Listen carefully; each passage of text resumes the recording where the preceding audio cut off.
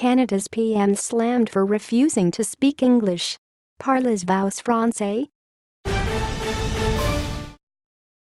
If not, good luck getting an answer from Canada's Prime Minister. Justin Trudeau has been slammed as disgraceful, condescending and disrespectful for refusing to answer questions in English during a town hall meeting in French-speaking Quebec on Tuesday night. English speakers make up roughly 6% of the population of Quebec.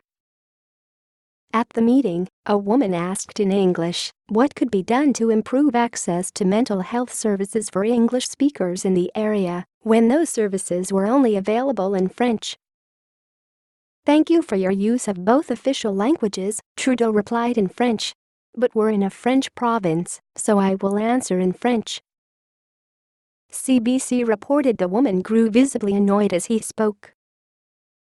"All people who speak one of the two official languages should feel comfortable across the country," he continued in French, highlighting the federal government's investment in health. According to CBC, some in the crowd seemed surprised by the decision to speak only French, despite half a dozen questions in English. The woman who asked the mental health question later told CBC the response was very insulting. "I really felt disrespected," she said. Commenters on the national broadcaster's website were scathing. "Going out of your way to reply to an English question in French when everyone knows your English, then stating sanctimoniously, 'because we're in Quebec,' is just plain disrespectful and dismissive," wrote Margaret Lafayette. "Absolutely disgusting behavior by the Prime Minister. He should be ashamed of himself," wrote John Smith. Answering in French has nothing to do with answering this individual's concerns and more about poorly judged grandstanding, wrote Larry Benn. "This is nothing short of disgraceful," wrote Elizabeth Morris. "No breeding, no manners and no integrity on top of no education, no experience or no acumen. Could a prime minister get much worse?" Ron LeBlanc wrote, "People are tired of condescending politicians. It is nonsense like this that got Trump elected."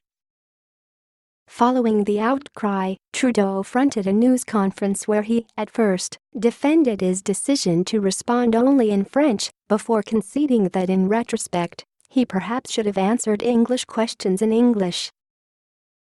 "I will always defend official bilingualism. I believe deeply in it, but I understand the importance of speaking French and defending the French language in Quebec," he said. "That is something I will continue to do, while respecting minority language rights across the country." Trudeau has been sliding in opinion polls recently, dropping 10 points in the 3 months to December to 55%, his lowest rating since taking office in 2015. While that is higher than former Conservative Prime Minister Stephen Harper's peak approval rating of 42%, 60% of Canadians believe the Trudeau government is more style than substance. Earlier this week, Canada's Ethics Commissioner launched an investigation into Trudeau's family holiday to the Bahamas, where he stayed at the private island home of Aga Khan, leader of the Ismaili Muslim sect and head of the Aga Khan Foundation, which receives millions of dollars in funding from the Canadian government.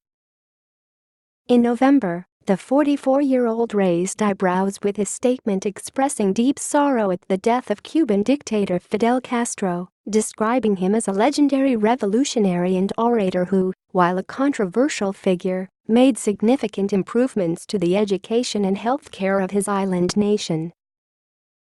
On Twitter, the hashtag #TrudeauEulogize began trending, with users creating their own tributes for dictators, killers and fictional villains.